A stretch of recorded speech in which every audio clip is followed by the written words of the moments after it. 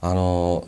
やっぱりリハーサルをやってる時にね結構グッとくるものがあったんですよね。特に晴れっていう曲とかってなかなかやる機会なかったし、あと、小池秀彦君が入ってミッドナイトランデブーっていうねすごく昔に作った曲をやったりとか、そういうのでリハーサル中は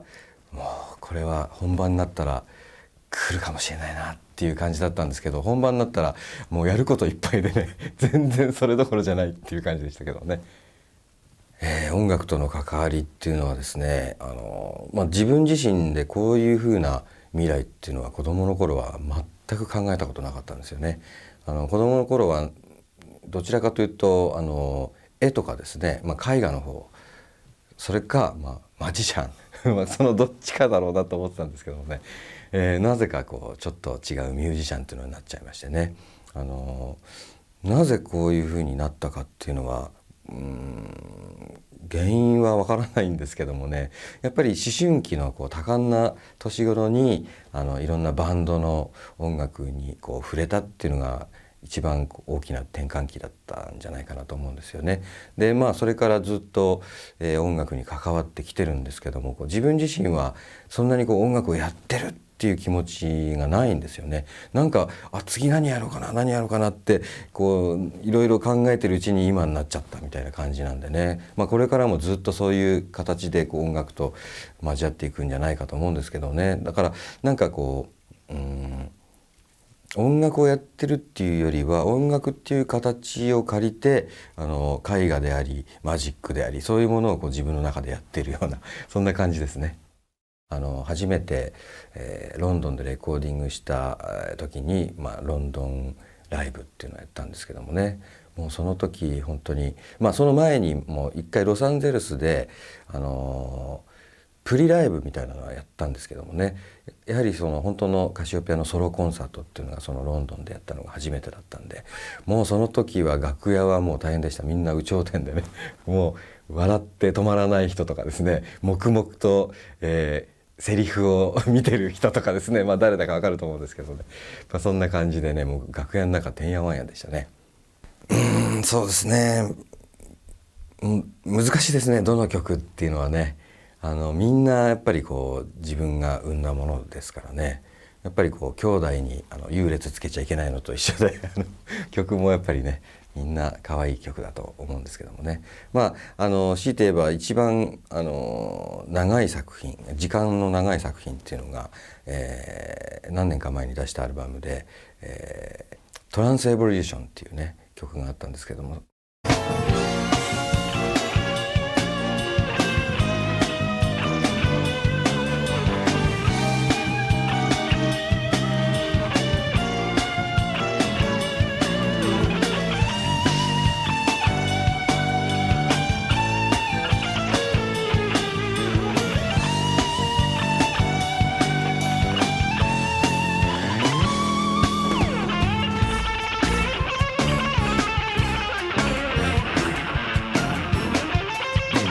これはかなり長い年月をかけた自分の中のねこういうのやりたいこういうのやりたいっていうものを全部まとめたような曲なんでね、自分の中では一つの区切りになった作品かなと思いますね。やっぱりこれからどんどんねその肉体は年を取って老化していくわけなんですけどもね、それとともに中身まで老化したくないっていうのがすごくあるんですよね。だから年を取っていけばいくほどなんかフレッシュなものができるような自分でいたいなっていうのが今後の自分なりの目標ですかね。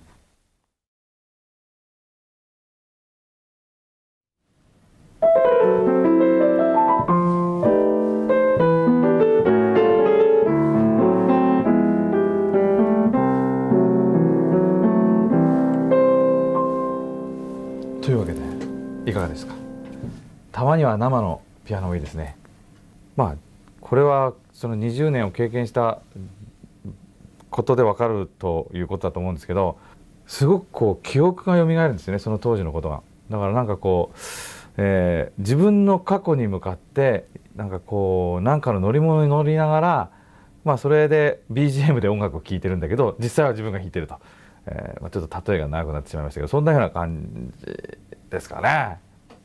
喋りが好きだっていうのはこれは持って生まれたものだと思いますし、それからやっぱり音で表現している、いろいろパフォーマンスで表現するのと、本当に区別のつかないというかぐらい自分が喋って人と喋っていろんなことを伝えるっていうことがすごく大好きなタイプの人間だと思いますね。簡単に言えばすごいおしゃべりでうるさいタイプの人間かもしれませんけど、ただコンサートの時もそうですけど、そういう部分が何か自分の、例えば演奏している場とか、何か人と話している時もそうなんですけど、自分のリズムなんですね。でそのリズムの中に喋りで取ってる部分っていうんでしょうか、喋りでリズムを取ってる部分があると思うんで、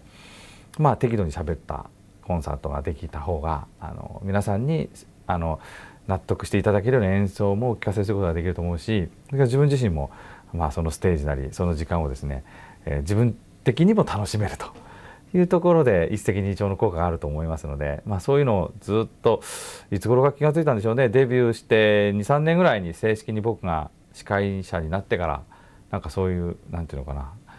深みにはまっていくっていうか、自分がそれで覚醒されていくっていうのに気がついて、今やもう切っても切れないような状況になったんじゃないかなと思います。そうですね、やっぱり自分は皆さんご存知と思うんですけど、カシオペアを基本の、生活の基本というか自分の人生の基本においてミュージシャンとしていろいろ活動する傍ら、マルチメディアの、具体的に言えばトレインシミュレーターみたいな、CD ロムソフトとか、それからあと自分自身が今まで音楽家として音楽の世界を見てきたものに対して、これからの若い人たちに何かいろいろアドバイスできる立場になるんじゃないかなと思って、いろいろ音楽における、いろんな著作権とかね、演奏権の権利をどう守っていくかとか、そういうことにも、少しもうそろそろそういうことに積極的に取り組んで、若い人たちにある意味でいいものを残せるような、そういうようなことをすべき世代に入っていると思うんで、なんて言うんでしょうか、カシオペアは続けることにすごく意義があると思うんですが、それで得た今までの経験をですね、ある意味でいろんな人たちにお見せするっていうか、見ていただくとか、参考にしていただくとかいうところに音楽的には取り組みたいし、それから自分の可能性がその音楽のみならずいろんなものにあると思いますんでね、それが今はCD ロムのソフトとか DVD ロムとかっていうふうに出てるんですが、そういういろんな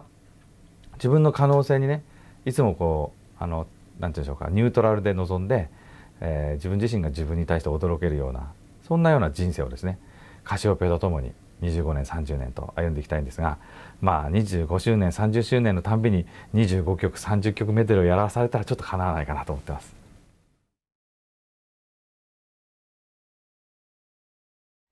俺自身もだからもう30周年ぐらいになるんだよね。もう3つの時からやってますから。それででも結局死ぬまでベース弾くしかないしね、俺ね。もうそうするとカシオペア、あと何年できるか分かんないけど、その20周年っていうのも一つの通過点みたいな考え方すればいいんじゃないかなと、どんどん行きたいなと。だからお客さんもみんなで一緒に年取ってってみんなで集まって、でヨボヨボなって、ファイトマンテンポがタッタッタッタッタツカツカタッタッタッタッタッタイエイとか、ジジイババアなってみんなでやるのは夢ですけどね。嘘ですけど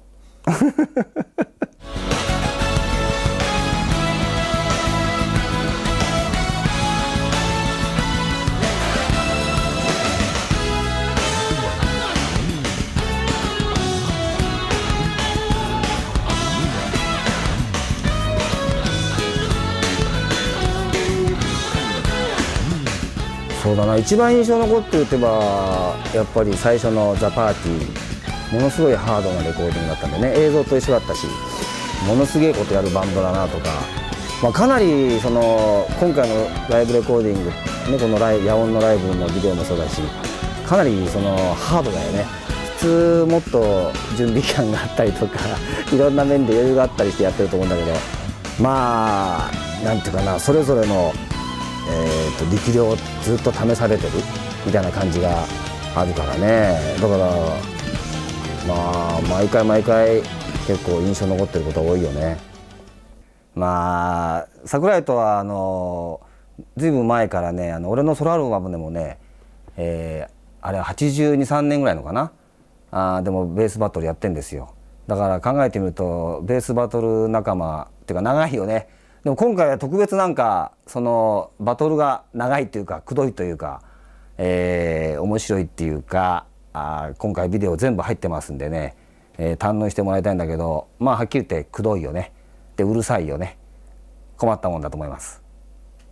やっぱりベースを歌わしたいっていうのがあるからな。やっぱそういう曲作っていくと思うね。やっぱ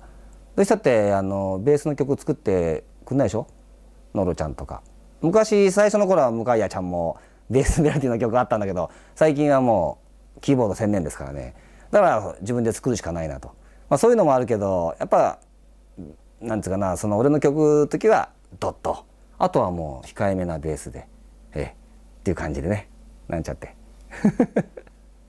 これってなんか AV のあるよね最初の頃のね。もうビデオつけるともう飛ばしちゃうとこまずいまずい、カットねどうぞ。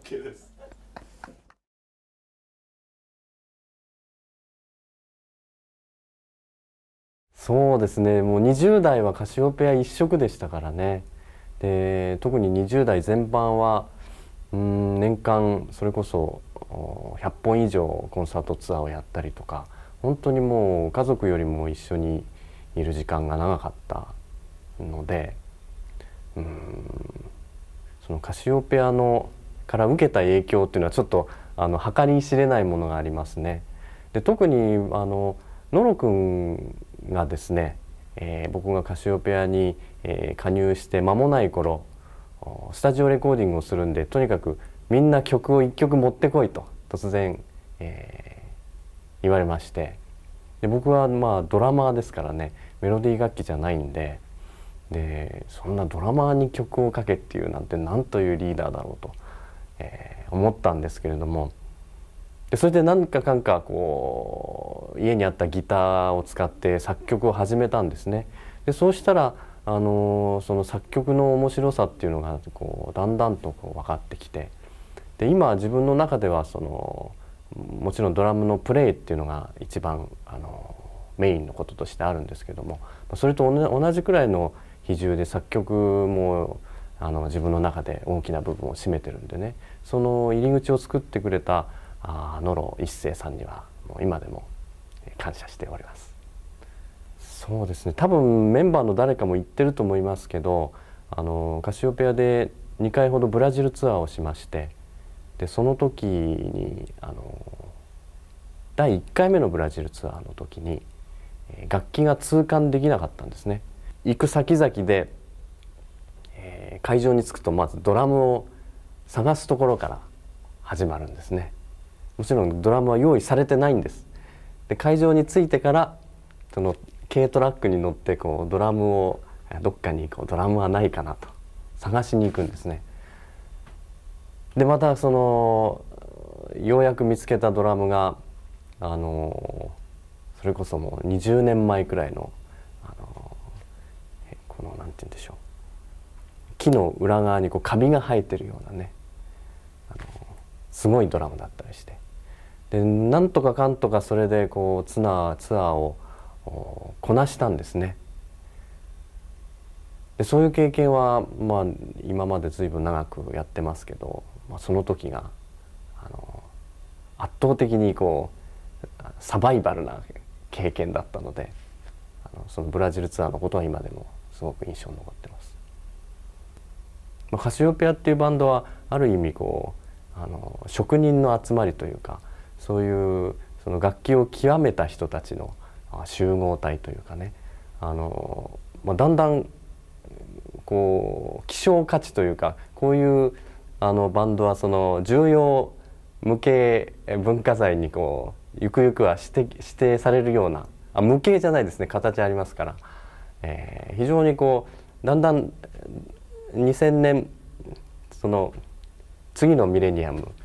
になるにつれ、よりこう世界的に見てもこう珍しいバンドになっていくんじゃないかなっていう気はすごくします。で僕はもうメンバーではないですけれども、カシオペアっていうバンドは今回が20周年でも30周年40周年、50周年と、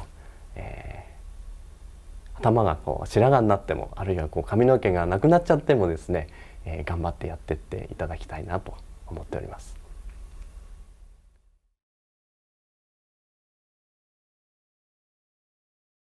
そうですね、もうそもそも16歳の時にですね野呂一生さんっていう人と出会って、で彼のその変わってるじゃないですか。でその彼の作曲能力っていうんですか、1617歳でオリジナルでこんな曲作る人がいたんだっていうところがそもそもの僕とカシオペアの接点の始まりなんですけれども、もうそれがもう高校1年の時に始まってそのまま30歳ぐらいまで、一緒にやっちゃったかなと。まあなんて言うんでしょうね、野呂一生の一番オリジナルなファンだったのは私だぞと、みんなよりも僕が一番早いファンだったと、そんな感じですかね。そうですね、やっぱり一作目のですね「セイリング・アローン」っていう曲が、もうね先ほども言いましたけど野呂くんがもうどんどん曲を作るんですよ。でもうなんであんないい曲いっぱい書けるのかなっていう、そういうのがずっとありましたのでね。で自分も頑張ってたんだけど2年越しぐらいでようやくなんとか形になったっていう曲が「セイリング・アローン」っていう曲で、その曲が一番思い出深いですね。でしかもその曲は、完成してレコーディングスタジオに入ったらこの曲はメロディーがベースだからフレットレスでやろうって言っていきなりそのレコーディングの本番の時にフレットレスベースを、弾くことになりましてですね、でしかも初めてフレットレスベースを弾くのに線がないんですよ。フレットの線がなくてもなんかもうまな板みたいな羽子板みたいなね、そういうのでいきなりやったんで要するに音痴なね自分のこのフレットレスベースの初体験をちょっとして、その点でも思い出深かったですね。成瀬さんですか？成瀬さんすごかったですね。僕の後ろにスピーカー4つ持ってきてたんですけど、成瀬さんの立ち位置がこちらにあるんですが、自分の音が聞こえないで成瀬さんの音がボーッと聞いちゃってすごいなとか思って、最初から白旗上げてたんですけど、なんかすごい世界が突然こう訪れて、びっくりしましたね。でもああいうなんていうんですか、パワーのある人って僕は好きなんで、負けないように頑張りたいと思います先輩ということで、カシオペアも20周年を迎えました。これからもどうぞカシオペア応援してくださいと同時に私も20周年を迎えました。これからも、自分はそういうバンドはもうやめちゃったんですけれども、いろいろな形でいろいろな音楽を作っていきたいと思いますので、これからもどうぞよろしくお願いします。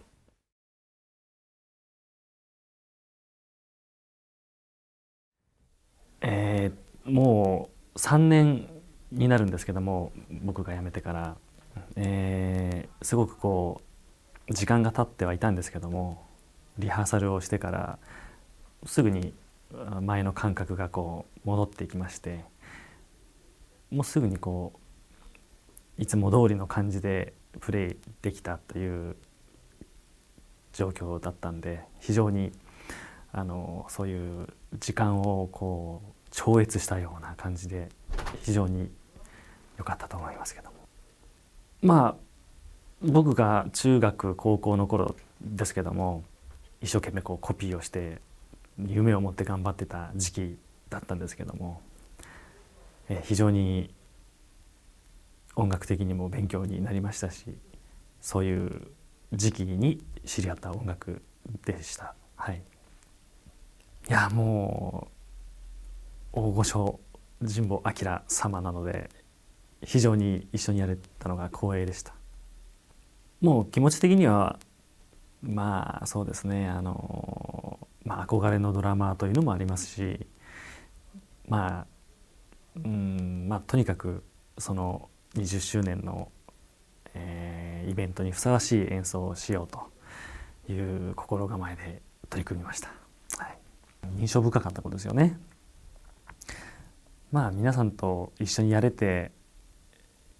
非常に勉強になったなというところがまず一番ですね。音楽的にも人間的にもこういう場所に自分ができたと、ある期間だけできたというのは非常にこう感謝をしているという気持ちですね。はい、これからも一生懸命ドラムをプレイしていきたいと思ってますので、よろしくお願いいたします。はい、ありがとうございました。OK ですか？OK です。嫌だな。すげえ嫌だな。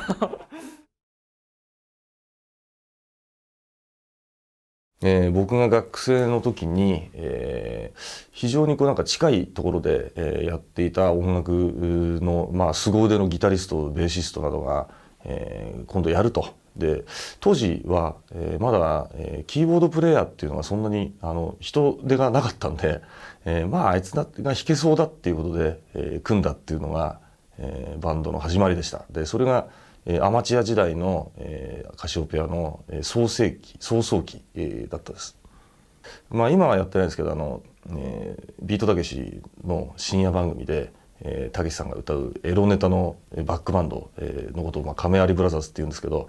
そこで弾いていたなんかその音のちんけなキーボードプレーヤーっていうことで業界の認知率がおおよそ 50% だっていうふうに僕見てるんですけど、その 50% の人たちと名刺交換するときに「いや見たことありますよ」と「ビクター小池ってあなたでしょ」っていうふうなことを言われてということでまあお付き合いが始まって、でしばらくしたときに何かそのちょっとしたいさかい事とかが起こったときにいや音楽は僕が昔カシオペアっていうところでやってましてみたいなことになると「あそうですか分かりました」っていうふうにしてことが力関係でうまく解決するっていうのはよくありますね。まあ見ている方にっていうことでこんなこと言っちゃ本当に恐縮なんですけど演奏っていうのは見ているよりもやってる方が100倍面白いっていうのがこの間野音でやって久方ぶりに実感しました。でそれをきっかけにして続々といろんなライブセッションに僕もまた、登場するっていうか出演するみたいなことになったわけなんですけど何しろやってて面白い音楽なんだから多分聴いてる人たちも面白かろうというのがカシオペアの原点だなというふうに思うんですよね。だからまあメンバーとも久しぶりに会いましたけど、みんな年もあんまり取ったような風情もなくって、いつまでもこの音楽やってる限りは、彼らは、バカみたいに若いというところがカシオペアのやっぱり一番いいところだなというふうに思います。